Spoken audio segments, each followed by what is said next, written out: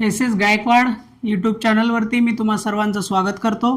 मित्रांनो, आज आपण जानेवारी 2026 या महिन्यातील चालू घडामोडी आधारित जवळपास 100 प्रश्न मी तुम्हाला PDF स्वरूपात दिलेले आहेत.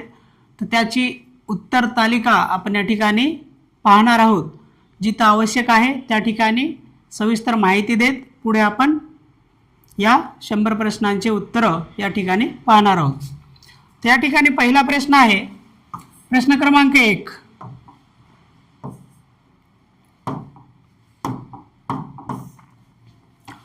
प्रश्न क्रमांक 1, भारतातील पहिला ग्रीन अमोनिया प्रकल्प कोणत्या राज्यात सुरू करण्यात आला?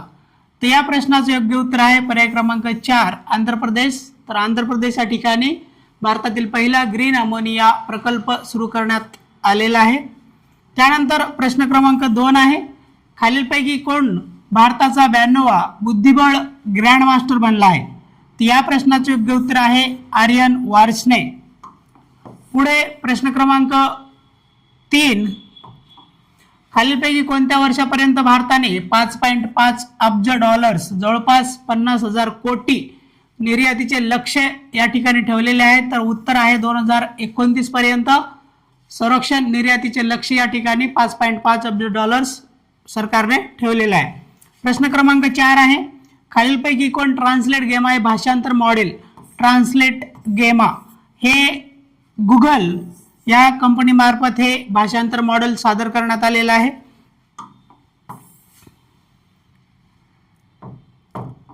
त्यानंतर प्रश्न क्रमांक 5, नीती आयोगाद्वारे प्रकाशित केलेल्या निर्यात तयारी निर्देशांक त्यालाच एक्सपोर्ट प्रिपेअरनेस इंडेक्स म्हणतात. तर यानुसार खालीलपैकी मोठ्या राज्यांचा क्रम ओळखा.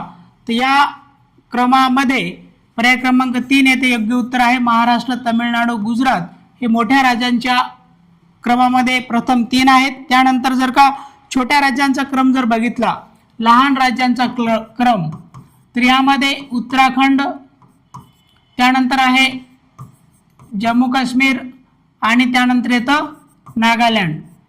तर हे लहान राज्य, केंद्रशासित प्रदेश ह्या सर्वांच्या आणि पूर्वोत्तर भारतातील राज्य, तर यांचा वेगळा क्रम लावण्यात आलेला आहे त्या इंडेक्समध्ये. तर त्यामध्ये येतात उत्तराखंड 1 आहे, जम्मू काश्मीर 2, नागालँड 3 आणि मोठ्या राज्यांच्या क्रममध्ये महाराष्ट्र पहिल्या क्रमांकावरती आहे म्हणून आपल्याला माहिती असणं गरजेचं आहे येणाऱ्या परीक्षांसाठी. पुढे प्रश्न क्रमांक 6, 78वा लष्कर दिनाचे संचालन तर हे कोणत्या ठिकाणी करण्यात आले किंवा पार पडले? तर पिंक सिटी ऑफ इंडिया म्हणून ओळखली जाणारी जयपूर या ठिकाणी हे 78वा लष्कर दिनाचं संचालन पार पडलेलं आहे, ध्यानात असणं गरजेचं आहे. पुढे प्रश्न क्रमांक 7, तर प्रश्न क्रमांक 7, ब्रिक्स संघटनेचे अध्यक्षपद 2026 या वर्षात कोणत्या देशाकडे असेल? तर या ठिकाणी आपल्याला येणाऱ्या सर्व परीक्षांसाठी अवश्य प्रश्न असणारच आहेत अशी ही न्यूज आहे. तर यावरती आपल्याला जेवढी माहिती ठेवता येईल तेवढं ठेवणं गरजेचं आहे. त्या ठिकाणी भारत हा 2026चा ब्रिक्स संघटनेचा अध्यक्षपद भूषवत आहे आणि 2025ला ब्राझीलकडे ते अध्यक्षपद होतं BRICS. तर साऊथ आफ्रिका अधिकृतपणे 2011 मध्ये पहिल्यांदा जॉईन झाला. अगोदर ते ब्रिक म्हणून संबोधले जायचं. B for Brazil, R for Russia, I for India, C for China आणि S फॉर साऊथ आफ्रिका. परंतु सध्या या ब्रिक्स संघटनेचे एकूण 11 सदस्य देश आहेत आणि 2025 मध्ये इंडोनेशिया हा लेटेस्ट 11वा सदस्य देश आहे. याच ब्रिक्स संघटनेने 2014 मध्ये न्यू डेव्हलपमेंट बँकेची स्थापना केलेली आहे ब्रिक्स संघटनेमार्फत. त्या न्यू डेव्हलपमेंट बँकेचं मुख्यालय आहे चायना, शांघाई चायना येथे. तर त्यानंतर महत्त्वाचं म्हणजे ह्या ब्रिक्स संघटनेचं अध्यक्षपद या वर्षी भारताकडे असून भारताने त्यासाठी लोगो जाहीर केलेला आहे आणि तो लोगो कमळ या फुलावरती प्रेरित आहे, कमळ फुलापासून प्रेरित आहे. तर हे थोडक्यात माहिती या ठिकाणी असणं गरजेचं आहे. पुढे 8वा प्रश्न, खालीलपैकी कोणता देश ब्रिक्स संघटनेचा सदस्य देश नाही आहे? त्या ठिकाणी ध्यानात घ्या, सध्या इराणमध्ये जे काही तिथे सोशल रिव्होल्युशन चालू आहे, सामाजिक तिथे उठाव झालेला आहे त्या ठिकाणी. यामुळे हा प्रश्न आपल्याला आणि ब्रिक्स आपल्या देशामध्ये अध्यक्षपद भूषवत आहे आणि इराण हा ब्रिक्सचा सदस्य देश आहे म्हणून इथे या ठिकाणी विचारले ब्रिक्स संघटनेचा सदस्य देश कोणता नाही?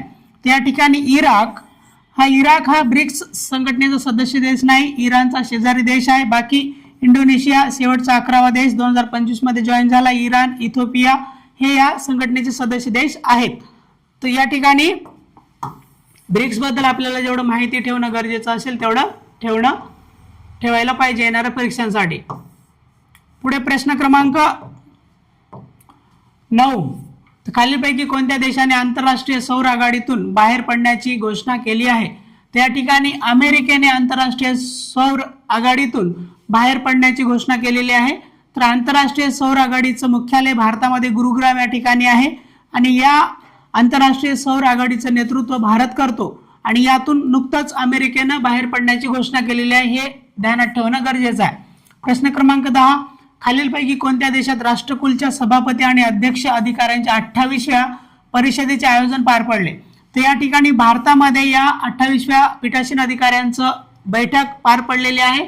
जी जुनी संसद आहे तिला आपण आता संविधान भवन म्हणून ओळखलं जातो.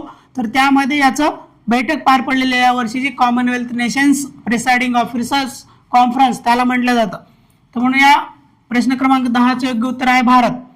पुढे प्रश्न क्रमांक 11. देशातील पहिले मेनोपॉज क्लिनिक. तर मेनोपॉज म्हणजे काय?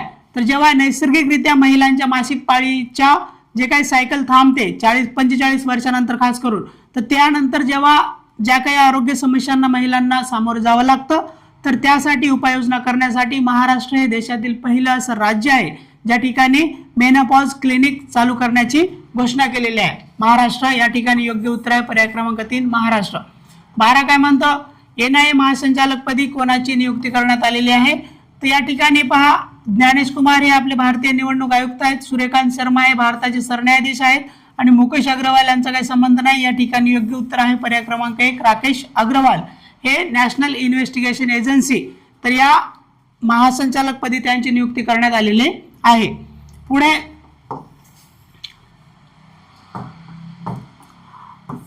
प्रश्न क्रमांक 13. मतदानशाहीच्या उपयोगास कोणत्या वर्षापासून सुरुवात झाली? तर या प्रश्नाचं योग्य उत्तर आहे पर्याय क्रमांक 2 1962 पासून. तिसरी सार्वत्रिक निवडणूक पार पडत होती 1962. त्या तिसऱ्या सार्वत्रिक निवडणुकीपासून या मतदानशाहीचा उपयोग होतो. तर या मतदानशाहीमध्ये सिल्वर नायट्रेट असते. काय असते? सिल्वर नायट्रेट या मतदानशाहीमध्ये असते आणि ही शाही म्हैसूर कर्नाटक येथील म्हैसूर या ठिकाणी बनवली जाते आणि या शाहीचा उल्लेख रिप्रेझेंटेटिव्ह ऑफ पीपल्स ऍक्ट 1951 लोकप्रतिनिधी कायदा 1951 च्या कलम 61 मध्ये representative of people's act RPA act 1951 च्या कलम 61 मध्ये याचा उल्लेख आहे. या शाही वापरण्याबद्दलचा उल्लेख आपल्याला त्या कायद्यामध्ये आढळतो. तर या ठिकाणी आपल्याला सध्या महानगरपालिकेच्या निवडणुकी पार पडल्या महाराष्ट्रामध्ये. मुंबईमध्ये असा आरोप झाला होता की बोटावरील शाही मिटते आहे म्हणून असा आरोप करण्यात आला होता, म्हणून ती बातमी चर्चेत होती. आपल्याला माहिती असणं गरजेचं आहे.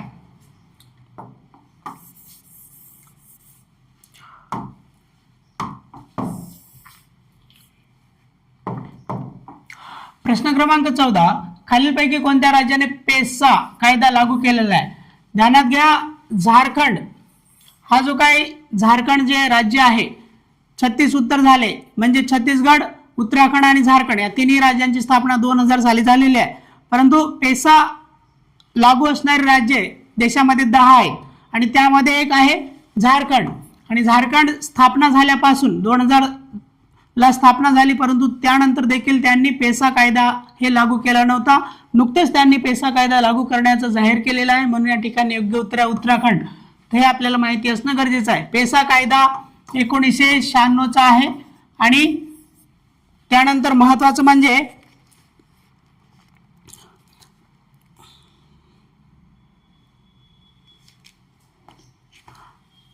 24 डिसेंबर 1996 ला याची अंमलबजावणी झाली आणि 24 डिसेंबर पेसा दिवस म्हणून साजरा केला जातो, पेसा महोत्सव म्हणून साजरा केला जातो, हे ध्यानात ठेवा.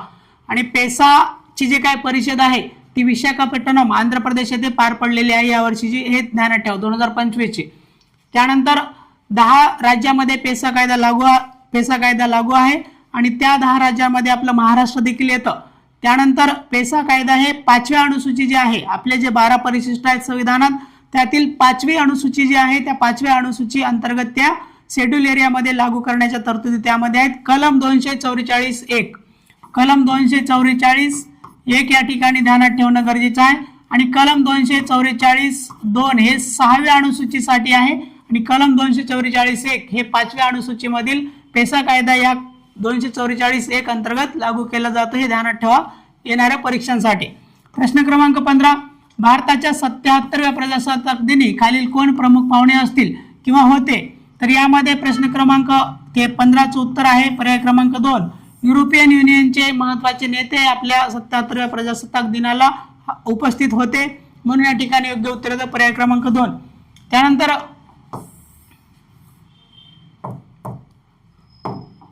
प्रश्न क्रमांक 16, राष्ट्रीय कृत्रिम बुद्धिमत्ता संशोधन संस्था. राष्ट्रीय कृत्रिम बुद्धिमत्ता संशोधन संस्था स्थापन करणाऱ्या देशातील पहिले राज्य गुजरात आहे. पर्याय क्रमांक 2 या ठिकाणी योग्य उत्तर येतं.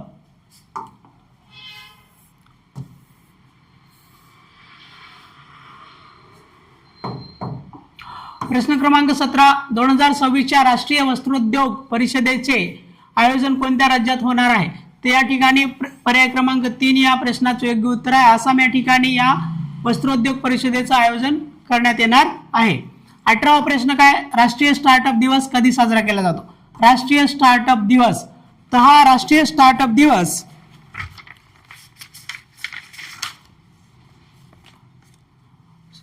16 जानेवारीला साजरा केला जातो, म्हणून या ठिकाणी ध्यानात असणं गरजेचं आहे. सुरुवात झाली होती 2016 पासून याची सुरुवात झालेली आहे आणि 16 जानेवारीला हा दिवस साजरा केला जातो. त्यानंतर प्रश्न क्रमांक 19, लोकपाल आणि लोकायुक्त कायदा कधीपासून अंमलात आला? तर लोकपाल आणि लोकायुक्त कायदा हा 16 जानेवारी 2014 पासून अंमलात आलेला आहे. लोकायुक्त कायदा आहे 2013चा आणि याची अंमलबजावणी 16 जानेवारी 2014 पासून झालेली आहे. या ठिकाणी माहिती असणं गरजेचं आहे. प्रश्न क्रमांक 20, मणिकर्णिका घाट कोणत्या राज्यात स्थित आहे? तर या ठिकाणी ध्यानात घ्या उत्तर प्रदेश. पर्याय क्रमांक 3 या ठिकाणी योग्य उत्तर येतं. उत्तर प्रदेशमध्ये मणिकर्णिका घाट आहे. हा घाट राजमाता अहिल्याबाई होळकर यांच्या मार्फत बांधण्यात आला होता. त्याला नुकतंच तेथील सरकारने पाडलेलं आहे, म्हणून हे चर्चेमध्ये होतं. आणि राजमाता अहिल्याबाई होळकर यांची 300वी जयंती 2025 वर्षामध्ये आपण साजरी केलेली आहे आणि त्यासाठी अहमदनगरचं नाव अहिल्यानगर असं बदललेलं आहे. आणि अहिल्यानगर येथील चोंडी हे गाव त्यांचं जन्मगाव आहे राजमाता अहिल्याबाई होळकरांचं. तर त्या ठिकाणी मंत्रिमंडळाची बैठक देखील पार पडली होती, हे आपल्याला माहिती ठेवा. मणिकर्णिका घाट हा उत्तर प्रदेशमध्ये आहे, एवढं माहिती ठेवा. त्यानंतर 21वा प्रश्न काय म्हणतो? भारतीय संविधानाच्या कोणत्या दिवशी अंमलात आले? या ठिकाणी अंमलबजावणीची तारीख विचारली आपल्याला, ती आहे 26 जानेवारी 1950 ला आपली अंमलबजावणी झाली. आणि त्यानंतर मग 26 नोव्हेंबर 1949 ही आपली स्वीकृतीची तारीख आहे. तर अंमलबजावणी 26 जानेवारी 1950, परंतु स्वीकृती ही 26 नोव्हेंबर 1949 ची आहे, ध्यानात ठेवा. 22वा प्रश्न, कर्मचारी वर्ग निर्माण करण्याच्या हेतूने सुरू करण्यात आलेल्या प्रधानमंत्री सेतू योजनेच्या कार्यशाळेचे आयोजन हे पुणे या ठिकाणी पार पडलेलं आहे. पर्याय क्रमांक 2 या ठिकाणी योग्य उत्तर आहे. त्यानंतर 23वा प्रश्न काय म्हणतो? खालीलपैकी कोणत्या संघाने विजय हजारे करंडक क्रिकेट स्पर्धा जिंकली? तर पहिल्यांदा विदर्भाने ही स्पर्धा जिंकलेली आहे, म्हणून या ठिकाणी हे आपल्या येणाऱ्या परीक्षेसाठी माहिती असणं गरजेचं आहे. पहिल्यांदा विदर्भाने विजय हजारे करंडक क्रिकेट स्पर्धा जिंकलेली आहे आणि ती यांच्या लढत जी होती ती सौराष्ट्राबरोबर होती. आणि ही सुरुवात जी होती विजय हजारे क्रिकेट करंडक स्पर्धा 1993 पासून याची सुरुवात झालेली आहे. ही एक 50 ओव्हरची क्रिकेट स्पर्धा आहे, एक दिवसीय क्रिकेट स्पर्धा आहे, हे आपल्याला माहिती असणं गरजेचं आहे. आंतरराष्ट्रीय नाणेनिधी त्यालाच इंटरनॅशनल मॉनिटरी फंड यांनी आर्थिक वाढीचा अंदाज किती टक्क्यापर्यंत वाढविला आहे 2025 साठी? तर या ठिकाणी 7.3%, पर्याय क्रमांक 3 या ठिकाणी योग्य उत्तर आहे.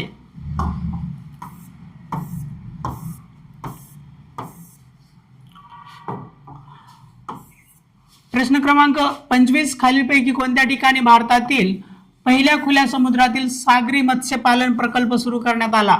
तर या ठिकाणी अंदमान समुद्र, अंदमान सी ज्याला म्हणतो, तर या अंदमान समुद्रामध्ये आपल्याला भारतातील पहिल्या खुल्या समुद्रातील सागरी मत्स्यपालनाला सुरुवात करण्याचा प्रकल्प सुरू केलेला आहे.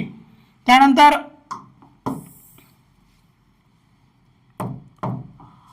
26वा प्रश्न, प्रधानमंत्री राष्ट्रीय कृषी विकास योजना कोणत्या मंत्रालयाद्वारे प्रशासित केली जाते? तर ती कृषी आणि शेतकरी कल्याण मंत्रालयाद्वारे प्रशासित केली जाते ही प्रधानमंत्री राष्ट्रीय कृषी विकास योजना.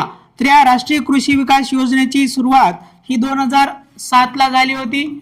त्यानंतर 2014 ला राष्ट्रीय कृषी विकास योजना रफ्तार असं नाव करण्यात आलं आणि 2024 पासून तिलाच प्रधानमंत्री राष्ट्रीय कृषी विकास योजना असं संबोधले जातं 2024 पासून. त्यानंतर आहे 27वा प्रश्न, 6वी आशियान भारत डिजिटल मंत्र्यांची बैठक कुठे आयोजित केली गेली? तर ती व्हिएतनाम या ठिकाणी आयोजित केली गेली होती, म्हणून या ठिकाणी योग्य उत्तर आहे पर्याय क्रमांक 2 व्हिएतनाम. प्रश्न क्रमांक 28, सिनेसृष्टीतील योगदानाबद्दल दिला जाणारा पद्मपाणी पुरस्कार कोणास जाहीर झाला? त्या ठिकाणी योग्य उत्तर आहे पर्याय क्रमांक 2 इलयाराजा. तर इलयाराजा हे एक फेमस व्यक्तिमत्व, जे म्युझिक कंपोजर म्हणून ओळखलं जातं. तर त्यांना हा पुरस्कार जाहीर करण्यात आलेला आहे. तब्बल 9 भाषांमध्ये 7,800 पेक्षा जास्त गाणे त्यांनी रचलेले आहेत आणि ते सध्या राज्यसभेचे सदस्य देखील आहेत. हे राज्यसभेचे सदस्य आहेत 2022 पासून. आणि त्यानंतर यांना इलयाराजा यांनाच 2010 मध्ये पद्मभूषण भेटलेला आहे. 2010 पद्मभूषण भेटलाय. त्यानंतर 2018 पद्मविभूषण देखील भेटलेला आहे. राज्यसभा सदस्य आहेत. 2010 ला पद्मभूषण, 2018 ला त्यांना पद्मविभूषण भेटलेला आहे. हे आपल्याला माहिती असणं गरजेचं आहे.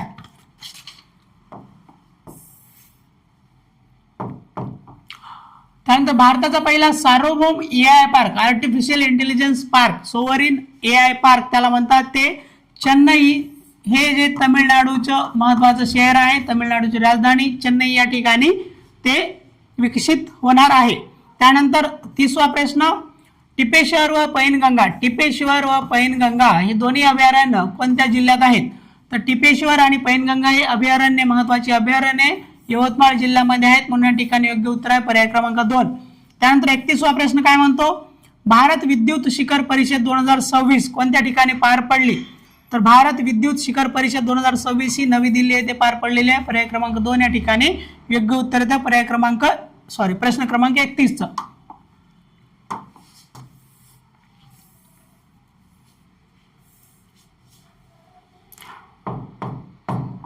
प्रश्न क्रमांक 32, वाढवण बंदर कोणत्या राज्यामध्ये आहे? तर वाढवण बंदर महाराष्ट्रामध्ये पालघर जिल्ह्यामध्ये आहे. पालघर जिल्ह्यामध्ये वाढवण बंदर आहे. हे महाराष्ट्रामध्ये एकूण 3 प्रमुख बंदर आहेत.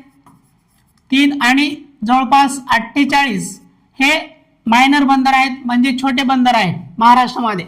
तर हे वाढवण बंदर हे 3रं महाराष्ट्रातलं प्रमुख बंदर असणार आहे आणि ते जगातील टॉप 10 बंदरामधलं एक बंदर असणार आहे निर्माण झाल्यानंतर. परंतु देशातील सर्वात मोठं कंटेनर बंदर जर म्हटलं तर ते JNPT, जवाहरलाल नेहरू पोर्ट त्याला म्हणतात, ते आहे आपल्या महाराष्ट्रामधलं. त्यानंतर मुंबई पोर्ट.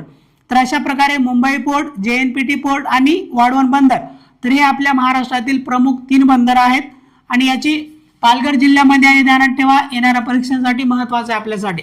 33 प्रश्न क्रमांक 33, रिस्पॉन्सिबल नेशन्स इंडेक्स यानुसार जगातील सर्वात जबाबदार राष्ट्राच्या यादीत प्रथम क्रमांक कोणाचा आहे? तर या ठिकाणी सिंगापूरचा प्रथम क्रमांक आहे, म्हणून या ठिकाणी योग्य उत्तर येतं पर्याय क्रमांक 4 सिंगापूर. आणि सिंगापूर नंतर जर विचार केला पहिल्या 3 देशांचा जर विचार केला तर सिंगापूर, स्वित्झर्लंड व डेन्मार्क सिंगापूर, स्वित्झर्लंड, डेन्मार्क हे प्रथम 3 राष्ट्र आहेत. भारताचा यामध्ये 16वा क्रमांक आहे. त्यानंतर महत्वाचं म्हणजे युएसएचा त्यामध्ये 66वा क्रमांक आहे आणि चायनाचा 68वा क्रमांक आहे. यामध्ये भारत 16व्या स्थानी आहे. हे इथं माहिती असणं गरजेचं आहे. एकूण 154 राष्ट्रांच्या यादीत भारताचा 16वा क्रमांक आहे यामध्ये.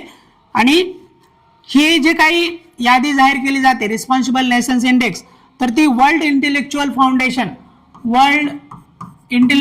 फाउंडेशन WIF यांच्या मार्फत ही सर्वे केला जातो. हे माहिती असणं गरजेचं आहे आपल्याला. त्यानंतर 34वा प्रश्न, नागपूर येथे मध्यम कॅलिबर दारुगोळा उत्पादन सुविधांचे उद्घाटन संरक्षण मंत्री राजनाथ सिंह यांनी केले होते. प्रश्न क्रमांक 34 योग्य उत्तर येतं पर्याय क्रमांक 4. 35वा प्रश्न, लोणार सरोवर अभयारण्य कोणत्या जिल्ह्यात आहे? ते बुलढाणा जिल्ह्यामध्ये आहे. हे एक उल्कापातामुळे निर्माण झालेले एक सरोवर आहे आणि या ठिकाणी हे सध्या चर्चेमध्ये असल्यामुळं हे माहिती ठेवा, बेसिक गोष्ट आहे. त्यालाच आपल्याला राष्ट्रीय भूगर्भीय स्मारक म्हणून याला घोषित केलेलं आहे. भारतामध्ये एकूण 34 राष्ट्रीय भूगर्भीय स्मारके आहेत. त्यातले एक लोणार सरोवर आपल्या बुलढाणा जिल्ह्यातील आहे. त्या ध्यानात ठेवणं गरजेचं आहे. आणि यामध्ये 2020 मध्ये पिंक कलर झाला होता तेथील पाण्याचा, कारण त्यामध्ये या लोणार सरोवरामध्ये समुद्राच्या 7 पट खारट पाणी त्या सरोवरातील असतं. त्यामध्ये हॅलो आर्किया नावाचे बॅक्टेरिया त्यामध्ये असतात आणि त्यांच्यामुळे त्या पाण्याचा कलर पिंक झाला होता 2020 मध्ये. ऋतूनुसार त्या पाण्याचा कलर बदलतो, हिरवा किंवा पिंक कलर त्यामध्ये होत असतो, हे ध्यानात ठेवा.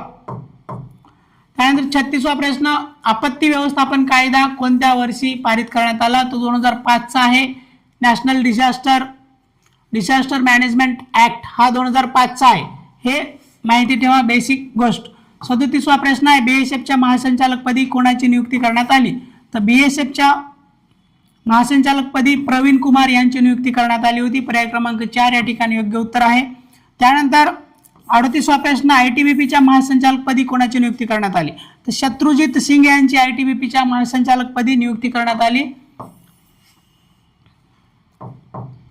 39वा प्रश्न, केंद्रीय राज्यमंत्री डॉक्टर जितेंद्र सिंह यांनी एकूण किती स्वयंचलित हवामान केंद्र तैनात करण्याची घोषणा केली? तब्बल 200 स्वयंचलित हवामान केंद्र तैनात करण्याची घोषणा या ठिकाणी केली होती त्यांनी, म्हणून या ठिकाणी आकडा माहिती ठेवा. पर्याय क्रमांक 2 योग्य उत्तर आहे. 40 काय म्हणतं, भारतीय तटरक्षक दलाची स्थापना. तर भारतीय तटरक्षक दलाची स्थापना ही 1977 ला झालेली आहे, हे माहिती ठेवा.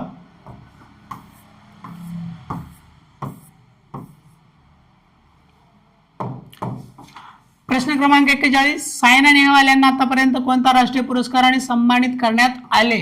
त्या ठिकाणी ध्यानात ठेवा, पद्मविभूषण त्यांना भेटलेला नाही, म्हणून या ठिकाणी बाकी पर्याय आपण काढू शकतो. पर्याय क्रमांक 4 योग्य उत्तर आहे. अबड पद्मभूषण, पद्मश्री आणि अर्जुन पुरस्कार त्यांना मिळालेले आहेत. या ठिकाणी ध्यानात घ्या, खेल रत्न पण त्यांना मिळालाय. खेल रत्न 2009-10 ला भेटलेला आहे. त्यानंतर त्यांना अर्जुन पुरस्कार त्यांना 2009 लाच भेटलेला आहे. त्यानंतर पद्मभूषण त्यांना 2016 ला भेटलाय. त्यानंतर पद्मश्री त्यांना 2010 ला भेटलेला आहे. आणि त्या कॉमनवेल्थ गेम्स जे होते 2008 आणि 2010 आणि 2018 ला, तर 2008च्या कॉमनवेल्थ युथ गेम्स मध्ये त्यांना गोल्ड मेडल भेटलं होतं आणि 2010 आणि 2018च्या कॉमनवेल्थ गेम्स मध्ये त्यांना गोल्ड मेडल भेटलं होतं. त्यांनी शेवटची मॅच ही सिंगापूर ओपन 2023 मध्ये खेळलेली होती. सिंगापूर ओपन 2023 मध्ये ती शेवटची मॅच होती त्यांची, परंतु त्यांच्यानंतर 2026 मध्ये त्यांनी आता रिटायर होण्याची घोषणा केलेली आहे सायना नेहवाल यांनी. आणि हे बॅडमिंटन यांचं खेळ ध्यानात ठेवा. बॅडमिंटन खेळाशी संबंधित व्यक्तिमत्व आहेत, हे माहिती ठेवा. त्यांचा जन्म हिसार हरियाणा येथे झाला होता. हिसार हरियाणा या ठिकाणी त्यांचा जन्म झाला होता. सध्या ते हैदराबाद, त्यांचे वडील नंतर स्थायिक झालेले आहेत हैदराबादला, परंतु जन्म हा त्यांचा हिसार हरियाणाचा, हे माहिती ठेवा. त्यानंतर त्यांचं जे काही आत्मचरित्र आहे, प्लेइंग टू विन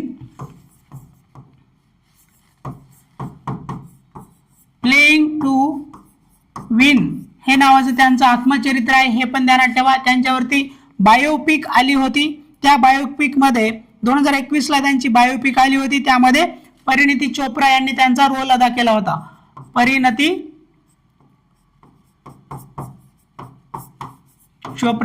चोप्रा यांनी त्यांचा रोल अदा केला होता बायोपिक मध्ये 2021 मध्ये आलेल्या. हे येणाऱ्या परीक्षेसाठी त्यांच्यावरती प्रश्न असणारच आहे. त्यांनाच फुल राणी म्हणून ओळखलं जातं. यांनाच फुल राणी असं ओळखलं जातं सायना नेहवाल यांना. तर हे एवढी माहिती, बेसिक माहिती आपल्याला त्यांच्याबद्दल माहिती असणं गरजेचं आहे.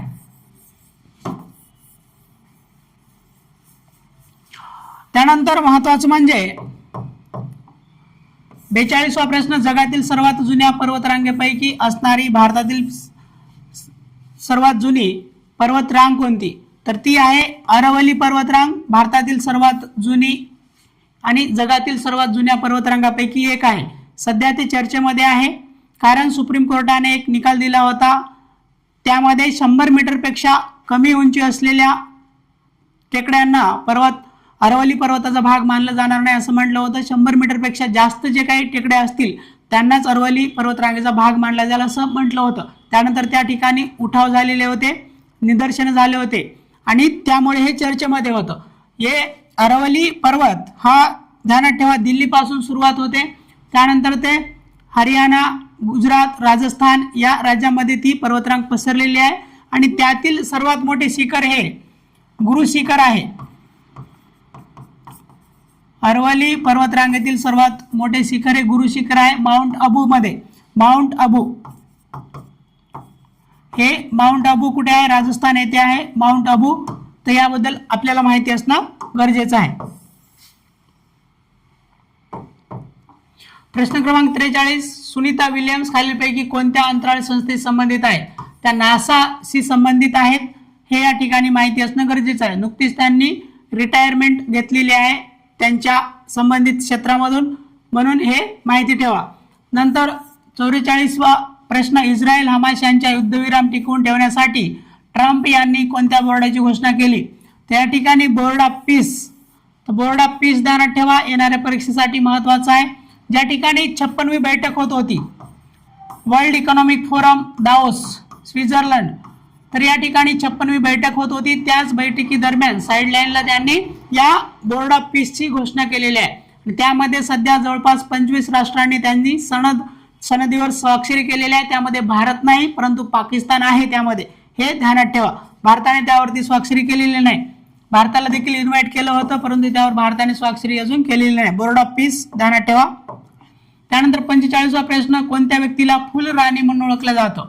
या ठिकाणी सायना नेहवाल यांना फुल राणी म्हणून ओळखलं जातं. नुकतीच त्यांनी रिटायरमेंट घेतलेली आहे बॅडमिंटन या क्षेत्रामधून, त्याबद्दल ते माहिती असणं गरजेचं आहे. 46वा प्रश्न, 77व्या प्रजासत्ताक दिन संचलनादरम्यान हवाई दलाच्या पथकात प्रथमच किती महिला अग्निवीर सहभागी होणार? तर त्यामध्ये 9 महिला अग्निवीर सहभागी झाल्या होत्या हवाई दलाच्या पथकामध्ये, हे माहिती ठेवा.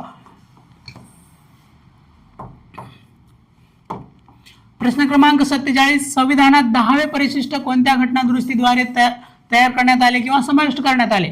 तर ते 52वी घटनादुरुस्ती 1985 चे ती 52वी घटनादुरुस्ती होती, त्याद्वारे 10वे परिशिष्ट समाविष्ट करण्यात आले होते. त्यानंतर 91वी घटनादुरुस्ती 2003 ला झाली आणि ही याच संबंधित आहे आणि याच 52व्या घटनादुरुस्तीला पक्षांतर विरोधी कायदा देखील म्हणतात. पक्षांतर विरोधी कायदा असं देखील या घटनादुरुस्तीला म्हणतात, हे ध्यानात ठेवा. आयाराम गयाराम हे जे काही पक्ष फोडून एका पक्षातून दुसऱ्या पक्षामध्ये जाण्याची जी काही पद्धत आहे तर त्याला प्रतिबंधित करण्यासाठी या 2 घटनादुरुस्ती आपल्याला माहिती असणं गरजेचं आहे. एक 52वी 1985 ची आणि दुसरी आहे 91वी 2003 ची. आणि या 10व्या परिशिष्टाअंतर्गत पक्षांतर बंदी विरोधी नियमानुसार जे काही लोकसभेचे अध्यक्ष असतील, राज्यसभेचे सभापती असतील तर ते निर्णय घेतात या अंतर्गत की ते डिस्क्वालिफाय करण्याचा निर्णय हा त्यांचा असतो. तर या ठिकाणी एवढं माहिती असणं गरजेचं आहे.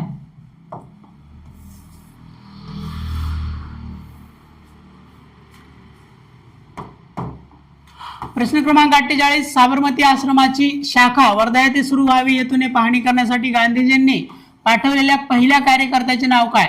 तर हे लोकसत्तामध्ये महत्वाची बातमी आली होती, त्यामध्ये रमणिकालाल मोदी हे या व्यक्तीचे कार्यकर्त्याचे नाव होते, ज्यांना महात्मा गांधींनी पहिल्यांदा पाठवलं होतं येथील पाहणी करण्यासाठी.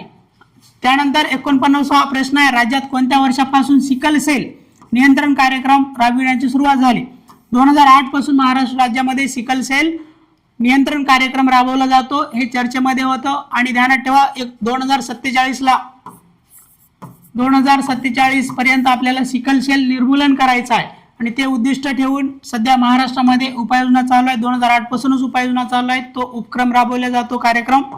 त्यानंतर आहे 2008 पासून एकूण किती जिल्ह्यामध्ये सिकल सेल नियंत्रण कार्यक्रम राबविला जातो? तर महाराष्ट्रामध्ये एकूण 36 जिल्ह्यापैकी सर्वच्या सर्व जिल्ह्यामध्ये सिकल सेलच्या बाबतीत कार्यक्रम राबवला जात नाही. इथं ध्यानात ठेवा फक्त 21 जिल्ह्यामध्ये सिकल सेल कार्यक्रम राबवला जातो. त्यानंतर पुढे महत्वाचा प्रश्न त्या संदर्भातच आहे की 51वा प्रश्न, राज्यात सिकल सेल मुक्त महाराष्ट्रासाठी 15 जानेवारी ते 7 फेब्रुवारी दरम्यान कोणती मोहीम राबवली जाते? तर या ठिकाणी ध्यानात घ्या, अरुणोदय, सूर्योदय नाही किंवा भाग्योदय या ठिकाणी नाही, अरुणोदय ही मोहीम महाराष्ट्रामध्ये सिकल सेल मुक्त महाराष्ट्रासाठी राबवली जाते. हे सिकल सेल बद्दल 2-3 प्रश्न तुम्हाला माहिती असणं गरजेचे आहेत येणाऱ्या परीक्षेसाठी. त्यानंतर 52वा प्रश्न आहे, बोर व्याघ्र प्रकल्प कोणत्या जिल्ह्यामध्ये आहे? तर महाराष्ट्रातील वर्धा जिल्ह्यामध्ये बोर व्याघ्र प्रकल्प आहे. त्या या ठिकाणी ध्यानात घ्या, हा भारतातील सर्वात लहान व्याघ्र प्रकल्प आहे. भारतातील सर्वात लहान व्याघ्र प्रकल्प आहे हा बोर व्याघ्र प्रकल्प. त्यानंतर महत्वाचं म्हणजे 2014 मध्ये 47वा व्याघ्र प्रकल्प म्हणून याची स्थापना झाली होती, हे देखील या ठिकाणी माहिती ठेवा. प्रश्न क्रमांक 53, सुनीता विल्यम्स एकूण किती दिवस अंतराळात वास्तव्य राहिली? त्या ठिकाणी 608 दिवस आणि 19 मिनिटे, 608 दिवस 19 मिनिटे त्या अंतराळामध्ये वास्तव्यास राहिल्या होत्या, हे या ठिकाणी माहिती ठेवा. त्यांनी रिटायरमेंट घेतलेली आहे, त्याबद्दल थोडक्यात माहिती असणं गरजेचं आहे आपल्याला. RQ-170 सेरिनेल स्टेल्थ सर्व्हिलन्स ड्रोन कोणत्या देशाने विकसित केला? तो अमेरिकेने केलेला आहे, म्हणून या ठिकाणी योग्य उत्तर आहे पर्याय क्रमांक 4. 55वा प्रश्न, आर्टेमिस मोहीम कशाशी संबंधित आहे? तर आर्टेमिस मोहीम ही चंद्र मोहीम आहे, चंद्राला एक्सप्लोर करण्यासाठी संदर्भामध्ये ती मोहीम आहे आर्टेमिस मोहीम. आर्टेमिस अकॉर्ड आहे, त्या आंतरराष्ट्रीय अकॉर्ड, एक आंतरराष्ट्रीय करार आहे आर्टेमिस करार, त्यावर भारताची सही आहे. परंतु त्या आर्टेमिस मोहीम जी काही नासा द्वारे चालवली जाते, तर त्या आर्टेमिस मोहिमेमध्ये भारत सहभाग घेत नाही. आर्टेमिस करारावरती भारताने सही केलेली आहे, हे या ठिकाणी ध्यानात ठेवा. म्हणून या आर्टेमिस मोहीम चंद्र मोहिमेसंदर्भात आहे.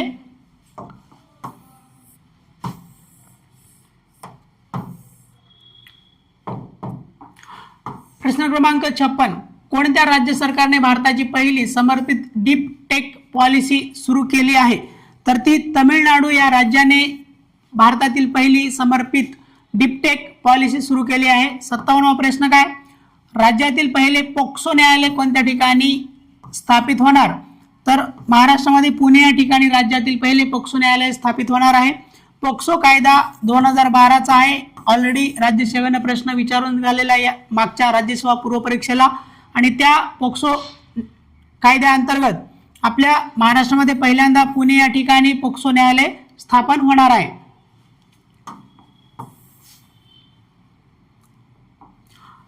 58वा प्रश्न, सुकन्या समृद्धी योजना सुरुवात खालीलपैकी कोणत्या दिवशी झाली?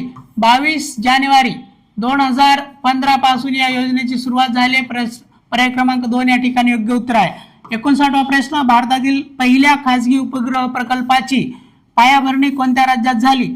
तर या गुजरात या राज्यामध्ये झालेली आहे, म्हणून या ठिकाणी योग्य उत्तर आहे पर्याय क्रमांक 4. त्यानंतर प्रश्न क्रमांक 60, पराक्रम दिवस केव्हा साजरा केला जातो? तर पराक्रम दिवस हा 23 जानेवारीला दरवर्षी साजरा केला जातो, आणि 23 जानेवारी हा दिवस सुभाषचंद्र बोस यांची जयंती असते. सुभाषचंद्र बोस यांची जयंती असते त्या दिवशी 23 जानेवारीला, आणि तो दिवस आपण पराक्रम दिवस म्हणून साजरा करतो, हे ध्यानात ठेवा. 2021 पासून हा दिवस साजरा केला जातो, हे पण या ठिकाणी माहिती ठेवा. प्रश्न क्रमांक 61, राज्यातील प्रत्येक कुटुंबाला 10 लाख रुपये पर्यंत उपचार देण्यासाठी मुख्यमंत्री आरोग्य योजना कोणत्या राज्याने सुरू केली? तर या 61व्या प्रश्नाचे योग्य उत्तर आहे पर्याय क्रमांक 4 पंजाब राज्याने. आणि त्या ठिकाणी 10 लाख रुपये हे कॅशलेस असणार आहेत, डिजिटल ते पेमेंट होणार आहे. त्या आरोग्या संदर्भामध्ये डिजिटली ते तुम्हाला सुविधा पुरवणार आहेत 10 लाख रुपयापर्यंत आरोग्याच्या उपचारासंदर्भामध्ये, हे पण या ठिकाणी माहिती ठेवा. प्रश्न क्रमांक 62, राष्ट्रीय मतदान दिन केव्हा साजरा केला जातो? 25 जानेवारी 1950 ला निवडणूक आयोगाची स्थापना झाली आणि त्या पार्श्वभूमीवरती आपण राष्ट्रीय मतदार दिवस साजरा करतो 25 जानेवारीला दरवर्षी, हे माहिती ठेवा. त्यानंतर आंतरराष्ट्रीय अंतराळ स्थानकावर पाऊल ठेवणारा पहिला भारतीय कोण होता? तर शुभांशु शुक्ला. येणाऱ्या परीक्षेसाठी सर्वात महत्वाचा व्यक्तिमत्व ज्यांच्यावरती प्रश्न असणारच आहे, तर शुभांशु शुक्ला हे आंतरराष्ट्रीय अंतराळ स्थानकावर पाऊल ठेवणारे पहिले भारतीय झालेले आहेत. आणि राकेश शर्मा यांच्यानंतर ते अंतराळात जाणारे दुसरे भारतीय ठरले आहेत, हे पण या ठिकाणी ध्यानात ठेवा. त्यानंतर ऑक्सिओम 4 मोहिमेअंतर्गत कोणती मोहीम होती? ॲक्सिओम 4 मोहिमेअंतर्गत ते त्या ठिकाणी पोहोचले होते. त्यानंतर आणखी त्यांना 2026 मध्ये अशोक चक्र प्रदान करण्यात आलेला आहे, हे पण ध्यानात ठेवा. अशोक चक्र त्यांना प्रदान करण्यात आलेला आहे. शांतताकालीन सर्वोच्च लष्करी सन्मानाचं ते एक पुरस्कार आहे शासनातर्फे दिला जाणारा, तर तो त्यांना प्रदान करण्यात आलेला आहे, हे पण ध्यानात ठेवा. आणि शुभांशु शुक्ला यांचा जन्म लखनौ उत्तर प्रदेश येथे झालेला आहे, ते पण बेसिक माहिती ध्यानात ठेवा. आणि ते इंडियन एअरफोर्स मध्ये 2006 ला रुजू झालेले आहेत, तेव्हापासून ते कार्यरत आहेत. ग्रुप कॅप्टन म्हणून ते रुजू आहेत सध्या. आणि त्यांना आपण गगनयान मोहिमेसाठी त्यांची निवड झाली होती, एकूण 4 सदस्यांची निवड झाली होती, त्यातले एक शुभांशु शुक्ला होते. आणि त्यांना या ऑक्सिओम 4 अंतर्गत या अंतराळ स्थानकावरती जाण्याची त्यांना संधी मिळाली होती, तर तसे ते पहिले भारतीय ठरले आहेत, म्हणून आपल्याला माहिती असणं गरजेचं आहे.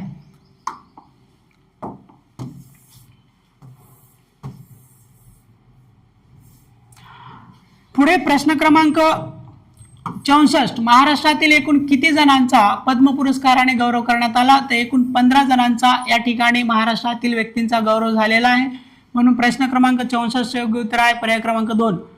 65वा प्रश्न काय म्हणतो? केंद्र सरकारने एकूण किती पद्म पुरस्कारांची घोषणा केली? एकूण 131 पद्म पुरस्कारांची घोषणा केलेली आहे, या ठिकाणी माहिती असणं गरजेचं आहे. त्यानंतर महत्वाचं म्हणजे या ठिकाणी ध्यानात घ्या, 13 पद्मभूषण होते, या 131 मध्ये 13 पद्मभूषण होते. त्यानंतर यामध्ये 5 विभूषण होते, पद्मविभूषण. आणि दुसरं महत्वाचं म्हणजे 113 पद्मश्री होते, 113 पद्मश्री होते. तर 113 पद्मश्री, 5 पद्मविभूषण आणि 13 पद्मभूषण असे मिळून 131 पुरस्कारांची घोषणा झाली आहे. त्यामध्ये एकूण महिला 19 होत्या, हे देखील माहिती ठेवा. प्रश्न विचारतात अशाच प्रकारे की एकूण किती, त्यामध्ये पद्मविभूषण किती, पद्मश्री किती, एकूण महिला किती होत्या आणि महाराष्ट्रातील किती, तर महाराष्ट्रातील त्यामध्ये 15 होते. तर या ठिकाणी हे माहिती असणं, बेसिक माहिती असणं आपल्याला गरजेचं आहे. दुसरं म्हणजे प्रश्न क्रमांक 66, झारखंड मुक्ती मोर्चाचे संस्थापक कोण आहेत? तर यांना पद्मश्री पुरस्काराने सन्मानित करण्यात आलेला शिबू सोरेन.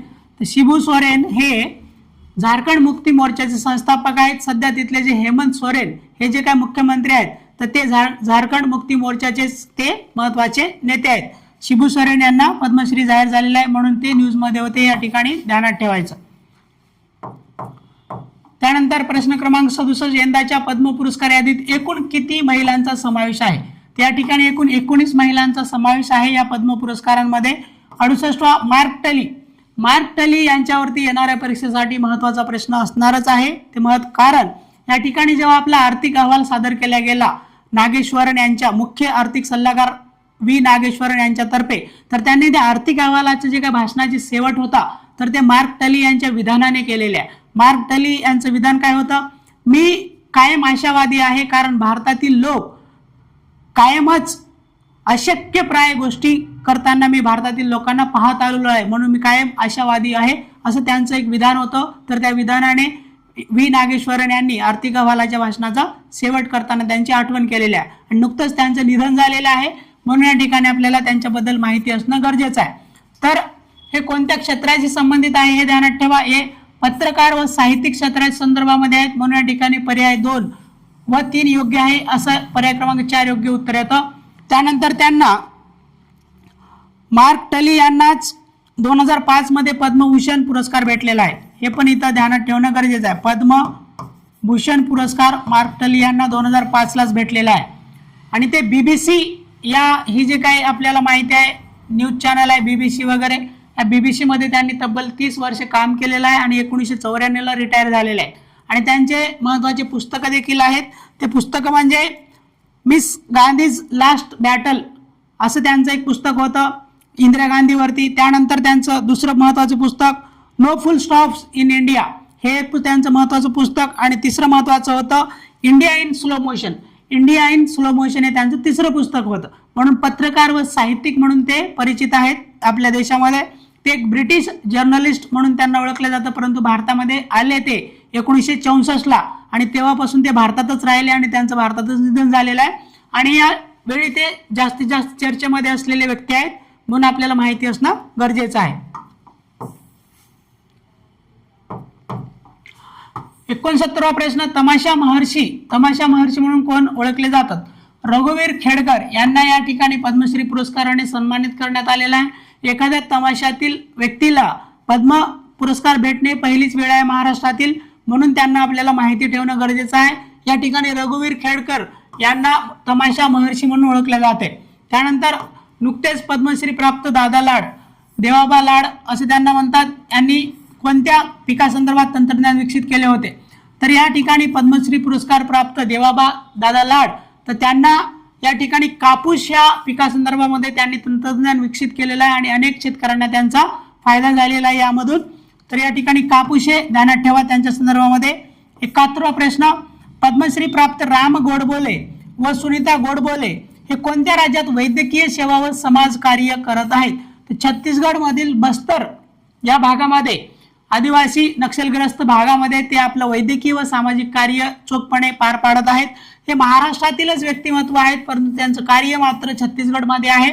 यांना पद्मश्री पुरस्काराने जाहीर करण्यात आलेला आहे, हे पण या ठिकाणी माहिती ठेवा. त्यानंतर 72वा प्रश्न, राष्ट्रीय कुटुंब आरोग्य सर्वेक्षण NFHS 2019 ते 21 नुसार महाराष्ट्रात 12 ते 23 महिन्याच्या वयोगटातील मुलांपैकी किती टक्के पूर्ण लसीकरण करण्यात आले? त्या ठिकाणी ध्यानात ठेवा 73.6% लसीकरण पूर्ण झालेलं आहे, 100% नाही. म्हणून हे चर्चेमध्ये असलेली गोष्ट होती. 73.6% लसीकरण झालेलं आहे. पुढे प्रश्न क्रमांक 73 खालीलपैकी कोणत्या योजनांचा उद्देश हा प्रत्येक बालकापर्यंत लसीकरण पोहोचवणे आहे? तर या ठिकाणी ध्यानात ठेवा मिशन इंद्रधनुष्य, इंटेन्सिफाय मिशन इंद्रधनुष्य या दोन्ही योजनांचा उद्देश हा बालकांपर्यंत लसीकरण पोहोचवणे आहे. म्हणून या ठिकाणी योग्य उत्तर आहे 1 व 2 दोन्ही पर्याय योग्य आहेत. पर्याय क्रमांक 3 या ठिकाणी योग्य उत्तर येतं. यामध्ये 2014 मिशन इंद्रधनुष्य याची सुरुवात झाली होती. त्यानंतर इंटेन्सिफाय मिशन इंद्रधनुष्याची सुरुवात 2017 झालेली आहे. परंतु दोन्हीचाही उद्देश काय आहे? तर हा उद्देश प्रत्येक बालकापर्यंत लसीकरण पोहोचवणे हा या दोन्ही योजनांचा उद्देश आहे.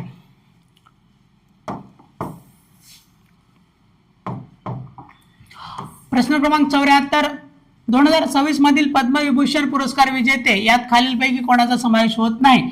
या ठिकाणी ध्यानात घ्या एकूण 5 पद्मविभूषण पुरस्कार जाहीर झाले या वर्षी. त्यामध्ये आपले रोहित शर्मा यांना पद्मश्री भेटलेला आहे. पद्मश्री रोहित शर्मा यांना भेटले म्हणून या ठिकाणी हे उत्तर आहे आपलं. या पद्मविभूषण मध्ये ते येत नाहीत.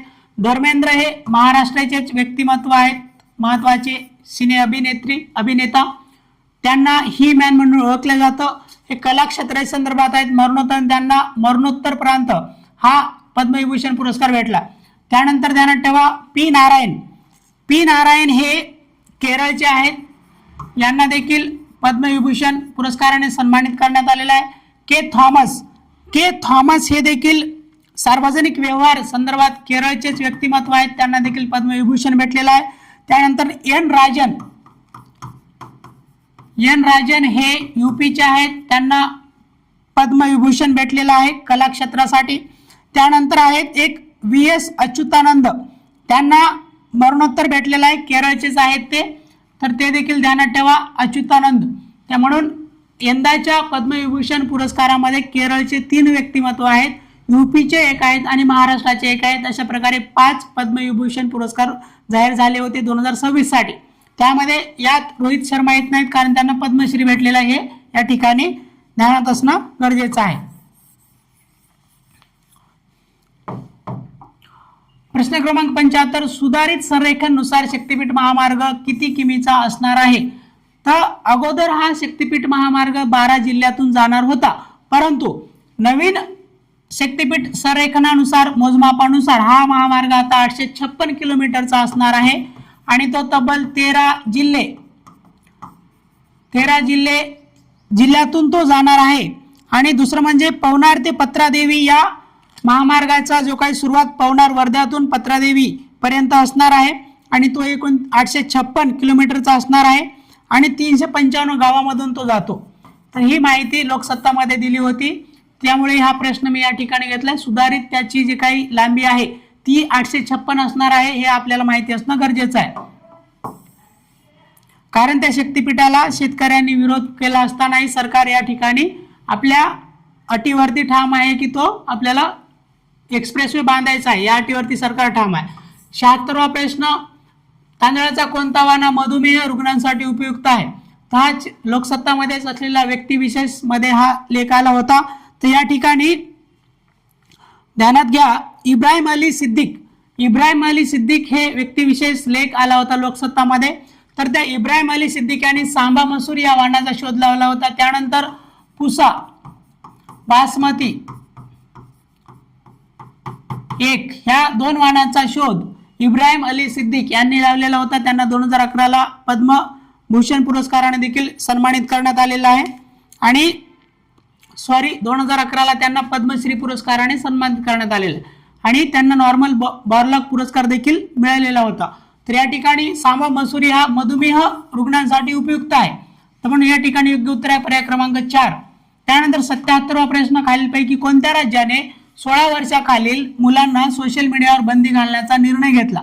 तर या ठिकाणी आंध्र प्रदेश राज्याने निर्णय घेतलेला आहे. परंतु जागतिक स्तरावरती जर का आला प्रश्न की जगामध्ये कोणत्या देशाने अशा प्रकारचा निर्णय घेतला, तर तो आहे ऑस्ट्रेलिया. तर ऑस्ट्रेलियाने जागतिक पातळीवरती तसा निर्णय घेतलेला आहे, परंतु आपल्या देशामध्ये आंध्र प्रदेश तसा निर्णय घेण्याच्या तयारीमध्ये आहे, हे या ठिकाणी माहिती ठेवा. 78वा प्रश्न, मनरेगाची जागा घेणारा मनरेगा महात्मा गांधी रोजगार हमी कायदा ज्याला आपण म्हणतो, तर तो त्याची जागा घेणारा विकसित भारत जी रामजी कायद्याची अंमलबजावणी कधीपासून करण्यात येईल? तर 1 एप्रिल 2026 पासून तर या कायद्याची अंमलबजावणी होणार आहे पूर्णपणे, त्यामुळे हे आपल्याला माहिती असणं गरजेचं आहे. त्यानंतर 79वा प्रश्न, ग्रँड स्लॅम एकेरी सामन्यामध्ये 400 विजय मिळवणारा पहिला खेळाडू कोण? तर आपल्याला ध्यानात ठेवा, टेनिसपटू, एक फेमस टेनिसपटू जागतिक लेवलचा नोवाक जोकोविच आहे. तर त्यांनी 400वा विजय प्राप्त केला. सध्या ऑस्ट्रेलियन ओपन एकेरीमध्ये आज त्यांची लढत ती अल्कराज, स्पेनच्या अल्कराज सोबत त्यांची लढत आहे, फायनल लढत. जर का आज ऑस्ट्रेलियन ओपन जर त्यांनी जिंकली तर ते 25 ग्रँड स्लॅम जिंकणारे पहिले खेळाडू ठरतील. तर या ठिकाणी नंतर आपण अपडेट देऊ त्याच्या संदर्भामध्ये. तर हे या ठिकाणी प्रश्नानुसार 400 विजय मिळवणारा ग्रँड स्लॅम एकेरी सामन्यामध्ये तो नोवाक जोकोविच आहे, पहिला खेळाडू ठरलेला आहे, या ठिकाणी माहिती ठेवा.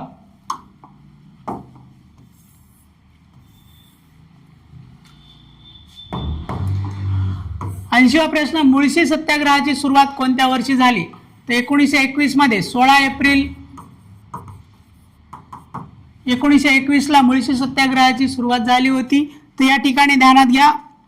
त्यानंतर महत्वाचं म्हणजे विनायक भुसकुटे नावाचे महत्वाचे व्यक्तिमत्व होते. सुरुवातीला त्यांच्या नेतृत्वामध्ये लोक एकत्रित येत होते. त्यांना अटक झाल्यानंतर सेनापती बापट यांच्या नेतृत्वामध्ये तो लढा पुढे चालू राहिला. तर त्याची सुरुवात झाली होती मुळशी सत्याग्रहाची 1921 16 एप्रिलला. त्यानंतर 81वा प्रश्न, निबंधमाला हे नियतकालिक कोणाशी संबंधित आहे? सध्या लोकसत्तामध्ये विष्णू शास्त्री चिपळूणकरा संदर्भामध्ये लेख येत होते, त्यामध्ये हे आपल्याला माहिती चर्चेमध्ये आहे लोकसत्ताच्या माध्यमातून. म्हणून या ठिकाणी प्रश्न घेतला. विष्णू शास्त्री चिपळूणकर हे निबंधमाले संबंधित असणारे व्यक्तिमत्व आपल्याला समाज सुधारक या सत्रामध्ये आपल्याला माहिती असणं गरजेचं आहे. 82 आंतरराष्ट्रीय स्वच्छ ऊर्जा दिन कधी साजरा केला जातो? 26 जानेवारी हा जो आपला काय प्रजासत्ताक दिवस असतो, या प्रजासत्ताक दिनीच आंतरराष्ट्रीय स्वच्छ ऊर्जा दिन clean energy day, international clean energy day साजरा केला जातो. हे या ठिकाणी ध्यानात ठेवा. 83वा प्रश्न, समृद्ध शेतकरी समृद्ध राज्य या थीम अंतर्गत कोणत्या राज्याने 2026 वर्ष कृषी वर्ष म्हणून साजरा करण्याची घोषणा केली? तर मध्य प्रदेशच्या राज्यपालांनी कृषी वर्ष साजरा करायचं 2026 वर्ष अशी घोषणा त्यांनी केलेली आहे. म्हणून या ठिकाणी योग्य उत्तर आहे पर्याय क्रमांक 4 मध्य प्रदेश. पुढे प्रश्न क्रमांक 84, जानेवारी 2026 मध्ये कोणत्या राज्याने बॅसिलस सबटिलिसला राज्य सूक्ष्मजीव स्टेट मायक्रोब म्हणून घोषित केलेला आहे? तर या ठिकाणी केरळ या राज्याने, पर्याय क्रमांक 1 योग्य उत्तर आहे. केरळ या राज्याने हे देशातील पहिलं राज्य ठरलेलं आहे ज्याने एक आपल्या मायक्रोब सूक्ष्मजीव हा राज्य सूक्ष्मजीव म्हणून घोषित केलंय. त्या सूक्ष्मजीवाचं नाव आहे बॅसिलस सबटिलिस. तर हा सूक्ष्मजीव मानवी शरीरामध्ये आतड्यांमध्ये नैसर्गिकरित्या आढळतो, तो मातीमध्ये आढळतो. तर तो एक उपयुक्त जीवाणू आहे. त्याला केरळने आपला राज्य सूक्ष्मजीव म्हणून घोषित केलं, असं ते पहिलं राज्य आहे देशातलं, हे पण ध्यानात ठेवा. त्यानंतर 29व्या अखिल भारतीय राष्ट्रीय मार्शल आर्ट्स स्पर्धा आहे या ठिकाणी 2023 नाही तर या ठिकाणी 2026 आहे. तर ही स्पर्धा कोणत्या ठिकाणी पार पडली? तर ती गोवा या ठिकाणी पार पडली होती. म्हणून या ठिकाणी योग्य उत्तर आहे पर्याय क्रमांक 2 गोवा. त्यानंतर महत्वाचं म्हणजे नीती आयोगाच्या अंदाजानुसार 2030 पर्यंत किती MMT पर्यंत ई कचरा वाढण्याचा अंदाज आहे? त्या ठिकाणी 14 मिलियन मेट्रिक टन, MMT म्हणजे मिलियन मेट्रिक टन पर्यंत 2030 पर्यंत ई कचरा वाढण्याचा अंदाज नीती आयोगाने वर्तवलेला आहे. जगामध्ये भारत हा 3ऱ्या क्रमांकाचा सर्वात जास्त ई वेस्ट प्रोड्यूस करणारे राष्ट्र आहे. पहिला आहे चायना, दुसरा आहे अमेरिका, तिसरा आहे भारत. आणि त्यामध्ये 2030 पर्यंत आपला 14 मिलियन मेट्रिक टन पर्यंत ई वेस्ट कचरा प्रोड्यूस होणार आहे असा अंदाज नीती आयोगाने वर्तवलेला आहे.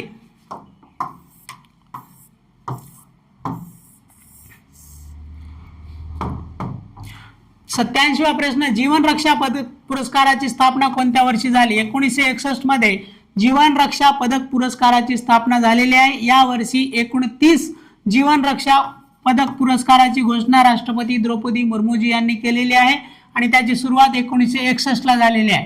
त्यामध्ये 88वा प्रश्न, 2026 मध्ये एकूण किती शौर्य, या ठिकाणी शांतताकालीन शब्द असायला पाहिजे होता प्रश्नामध्ये. शांतताकालीन म्हणजे शांतताकालीन शौर्य पुरस्कार प्रदान करण्यात आले. एकूण किती शांतताकालीन शौर्य पुरस्कार प्रदान करण्यात आले असं या ठिकाणी प्रश्न होता.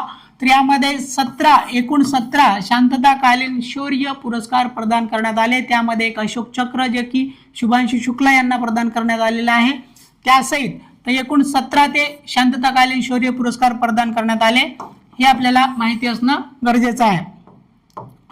त्यानंतर 89वा प्रश्न, खालीलपैकी अजित पवार यांचे जन्मगाव कोणते? तर अहिल्यानगर जिल्ह्यामध्ये असणारे देवळाली हे त्यांचं जन्मगाव आहे. बारामती त्यांचं मूळ गाव आहे. या ठिकाणी जन्मगाव विचारले तर ते देवळाली आहे, हे ध्यानात ठेवा. त्यानंतर 90वा प्रश्न, माया 200 AI चिप कोणातर्फे अनावरण करण्यात आले? तर हे जे काही माया 200 चिप आहे, माया 200 AI चिप, तर ती मायक्रोसॉफ्ट द्वारे अनावरण करण्यात आले त्या चिपचं. म्हणून या ठिकाणी योग्य उत्तर आहे मायक्रोसॉफ्ट, पर्याय क्रमांक 3. त्यानंतर 91 आंतरराष्ट्रीय सीमा शुल्क दिवस केव्हा साजरा केला जातो?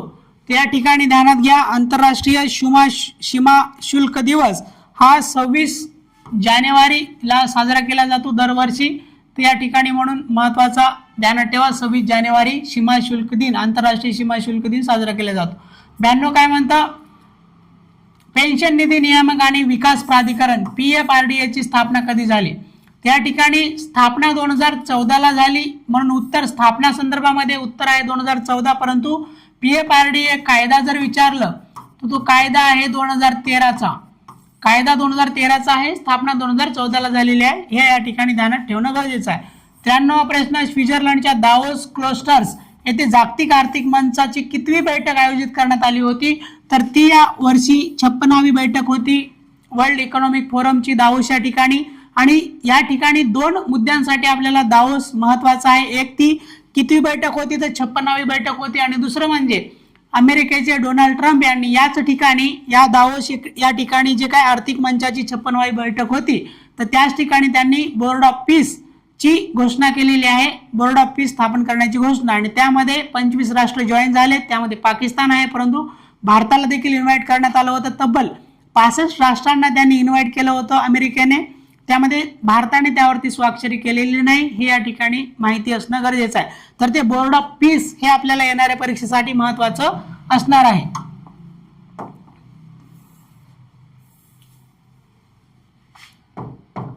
त्यानंतर 94वा प्रश्न, WHO च्या एकूण निधीपैकी USA म्हणजेच अमेरिका, USA चा वाटा सुमारे किती होता?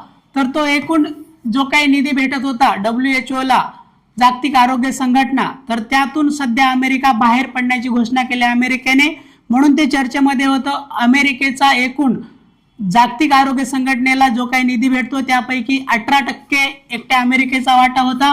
तर या ठिकाणी ध्यानात ठेवा. आणि सध्या अमेरिकेने त्या जागतिक आरोग्य संघटनेतून बाहेर पडण्याची घोषणा केलेली आहे.